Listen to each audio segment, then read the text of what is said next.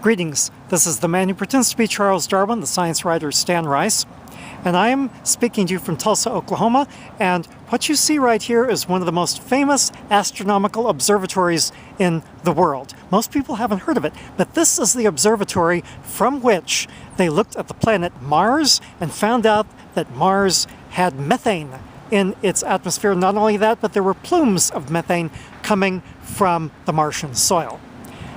Now, those of you who are new to this channel may not realize that about 10% of what I say is actually not true. Really, this is not an observatory at all. This is the fermentation tank at one of the City of Tulsa's sewage treatment plants. Now, this does have to do with methane, however, and I am going to talk to you about methane coming from the Martian soil.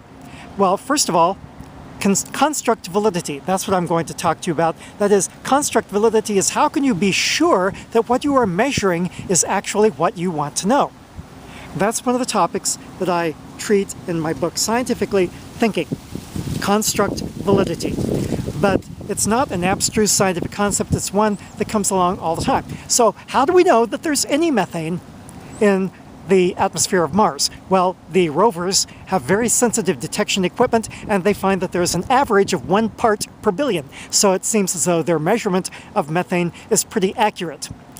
But then they've also found that some seasons of the year there's more methane, and also there are plumes of methane coming from various places in the Martian surface. Now, why was this exciting, though? NASA got all excited about this. Why? Well, the reason they became excited is because on Earth, most of the methane comes from biological activity.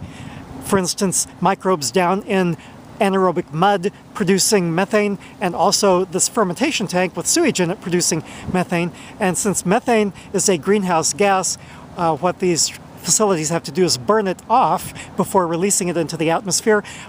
It becomes carbon dioxide, which is also a greenhouse gas, but not as bad of a greenhouse gas as methane.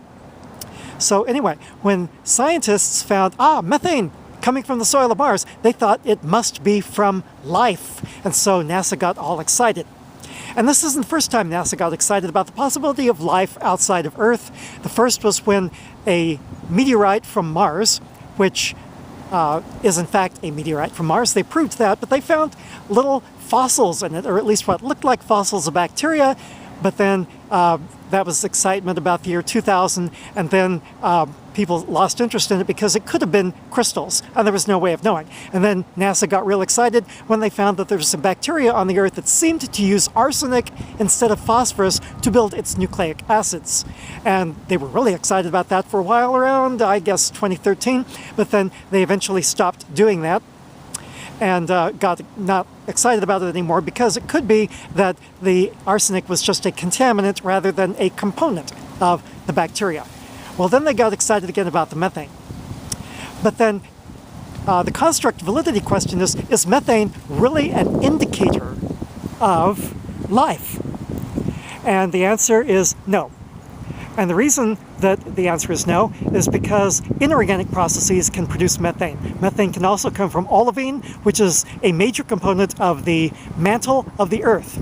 And so it could be produced on Mars also by an inorganic process, just like some of it is produced on the Earth. Well, you can see that just the presence of methane is not a good enough indicator of the presence of life, and that is a question, an important question, one that we always, as scientists, and you, as scientific thinkers, have to deal with, and that's one of the ideas in this book, Scientifically Thinking. This is Stan Rice, who pretends to be Charles Darwin, saying tally-ho and amen.